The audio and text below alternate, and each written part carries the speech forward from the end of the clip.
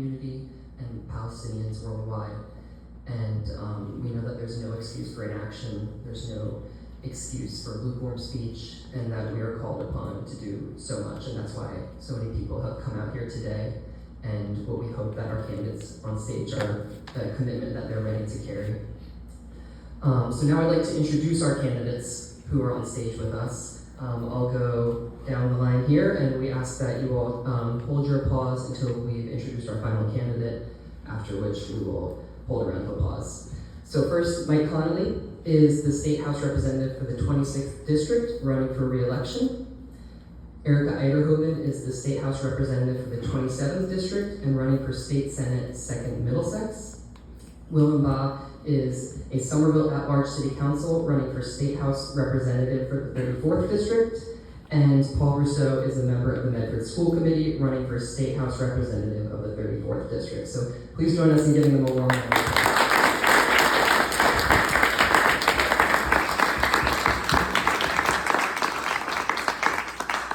Now, for everyone in the room and for our candidates, a quick note about what our endorsement process will look like.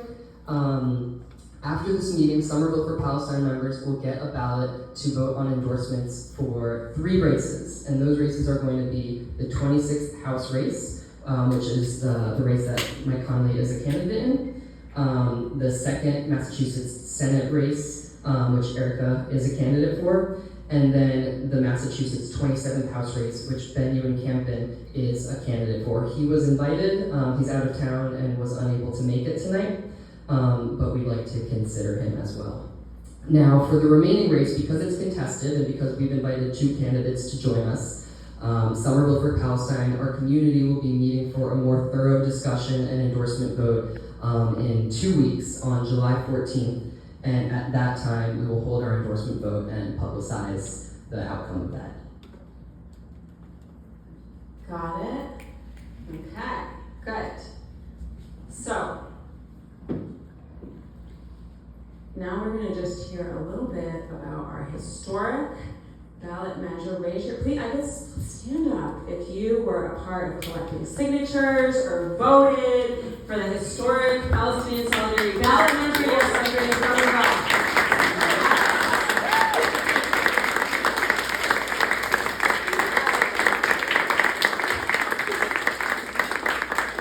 So last fall we did something historic. We put Palestine on the ballot right here in Somerville. Voters came out overwhelmingly to say that they wanted local electeds to take our money out of any company complicit in Israel's crimes, apartheid, genocide, and occupation of Palestine. And Somerville voters voted yes.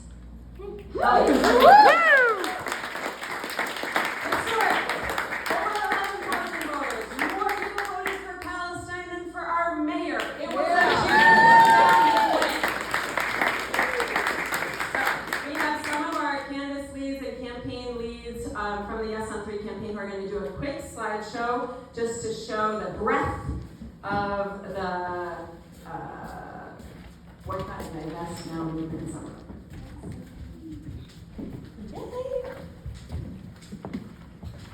Okay, my name is Caitlin, for those of you who don't know me. I'm Anna. Nice to meet you. So, to start off, this was really the People's Campaign for Palestine in Somerville. It came from our community and centered around Palestinians in Somerville and what they, wanted from our community. We wanted to start off, similar to what Sarah said, with this being a victory. We won. We had a historic vote. Somerville was the first city.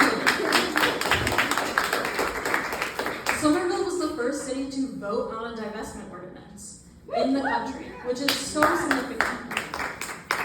And one very important part of this is Somerville was also uncompromising in our language. We named Israel and Palestine and refused to bow down on that measure. And we refused to with our ordinance today. This was essential to the campaign. And we won in 27 out of 28 districts across Somerville with overwhelming support. Now, this didn't come out of nowhere. This was a huge, significant effort from this group and many in this room.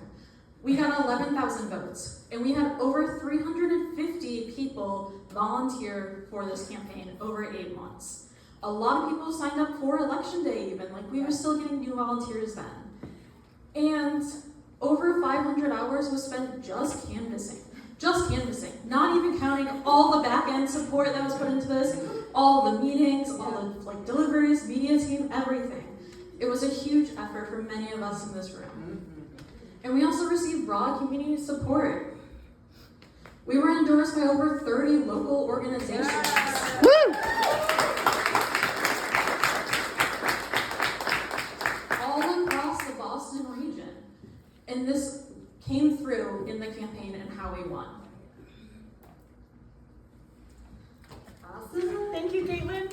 So now I'm going to speak just a little bit to where we're at now. So when the people voted yes on we knew we still had a long way to go to make this legally enforceable. And so over the past several months, we have worked tirelessly to ensure the will of the people is implemented in Somerville. These efforts culminated about 2 weeks ago when we met at City Council and we said, send this to the Legislative Service Affairs Committee, which is the next step to implementation. And over 100 people showed up. We filled the chamber. We rallied outside. It was a really beautiful moment after months and months and months of organizing. Yes. Oh, and here's a screenshot. The first meeting of the Legislative Committee was last night. We had a watch party here. It was awesome. And we just want to highlight that last night was an incredibly powerful moment. Several Somerville City Councilors demonstrated a stalwart support for this ordinance, which names Israel as the perpetrator of genocide against the Palestinian people. And that has never been done before in Somerville. It's huge.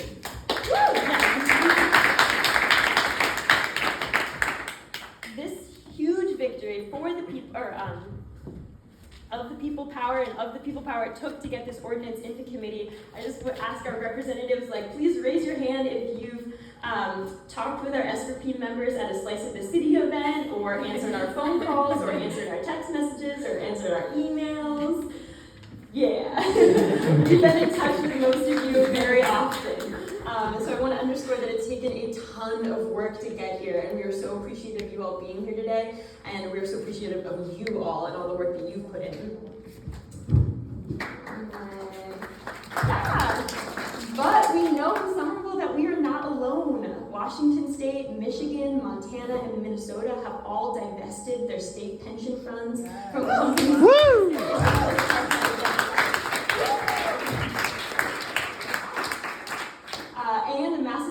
Our electeds in the Massachusetts State House have the chance to do the same, which is really important. We'll be following up on that.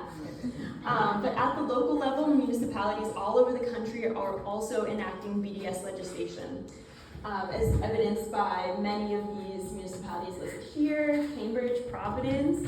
Hopefully there soon. But when we started this campaign, our goal was never just Somerville. Providence for Palestine is collecting signatures for their own BDS ordinance, which is directly modeled off the work that we did here in Somerville.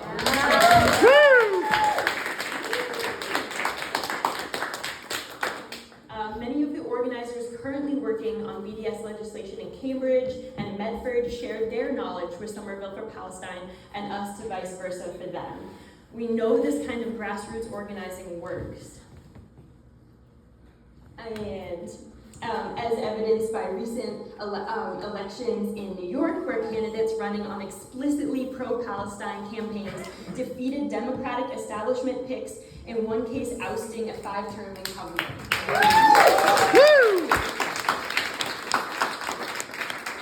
Or in Colorado, or in Pennsylvania, and this all goes to show that BDS is not a moment, it is a durable, victorious movement.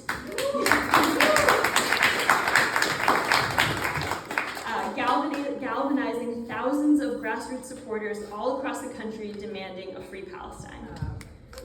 Thank you. That's it.